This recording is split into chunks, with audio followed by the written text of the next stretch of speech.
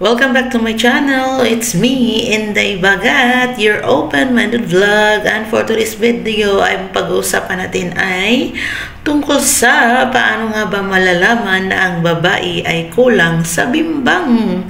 Bim bim bim bang bang. So, alam ko na kadalasan po sa mga babae ay alam na to. At saka proven and tested na talaga to. Pero may nagtatanong pa rin. So, kailangan natin sagutin.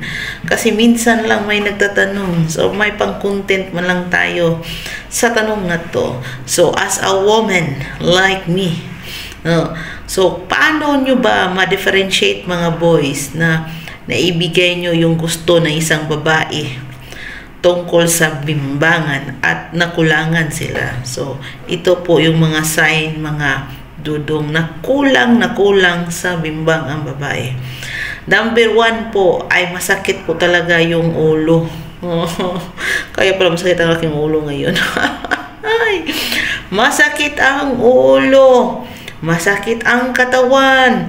Walang gana. Parang lalagnatin. Napaka-moody. Napaka-moody. No? Parang hindi mo talaga pwedeng masagi, kasi pag masagi ay iwan ko na lang, baka maano ka pa. Tapos pag humingi ka, hindi ka binibigyan. Of course, doon paano ka mabibigyan na kulang-kulang? Magsasabi na naman na bigyan kita na ano na naman, bitinin mo na naman ako, tapos bigyan na naman kita. Sasakit lang ulo ko. So bakit nga ba ganyan na pag kulang sa bimbangan ang isang babae ay ganyan yung mga mafe-feel niya, yung wala siya sa mood, napaka-moody, palagi kang aawayin dudong, no? Parang ayaw niya magkilos-kilos sa bahay, bahala kayo sa buhay ninyo dyan, magsaing kayo dyan, maglinis kayo sa bahay, maglaba kayo dyan, bahala na kayo dyan, kasi masakit ang aking katawan, masakit aking ulo, wala ako sa mood, hindi ako happy, because of tinatawag nating yung bimbang kasi mga lods ay nagbibigay ng happy hormones, no? No, 'di ba? Happy hormones po ang binibigay niyan.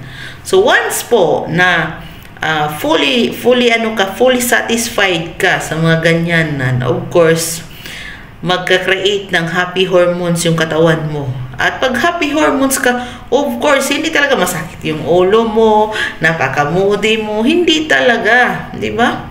Kasi the best happy hormones yan, the best yan na exercise sa katawan. So, kailangan po talaga, dudong, huwag kang selfish, no? Hindi lang ikaw lang yung naligayahan, no? Kailangan mo talagang paligayahin din si Inday, no? Hindi lang lahat ikaw na lang, dudong, kasi alam mo na kung anong mangyayari, no? Alangan naman ikaw lang mag happy samantalang yung isa bitin, no? So kailangan mo talaga na pagbigyan din minsan yung babae, no? Kasi pag ganyan, kasi napaka-moody talaga namin, wala kaming gana, para kaming lalagnatin, ang bigat ng aming katawan. Parang lahat na lang ng parang sobrang sad kami. Kasi nga wala kaming hormones, happy hormones na tinatawag natin. Kasi hindi kami nag-create ng happy hormones. Sino ba mag-create ng happy hormones? Kayo mga dudong. No? So, kailangan nyo talaga mag-effort na paligayahin yung asawa ninyo, yung mga jowa ninyo. Kasi pag hindi, alam nyo na yung mangyayari sa ilaw ng tahanan. Mag-brown out talaga yan, dudong. Wala talagang ilaw na kikislap-kislap dyan. No? Kundi brown out talaga. So, kung gusto mo ng happy and peaceful life, dudong, kailangan mo ang sikreto dyan. Laging masaya. Laging masaya yung misis ninyo.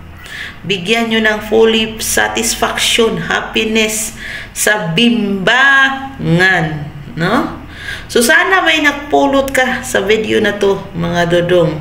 So, see you sa ating next video. So, salamat sa panunood sa mukha na to.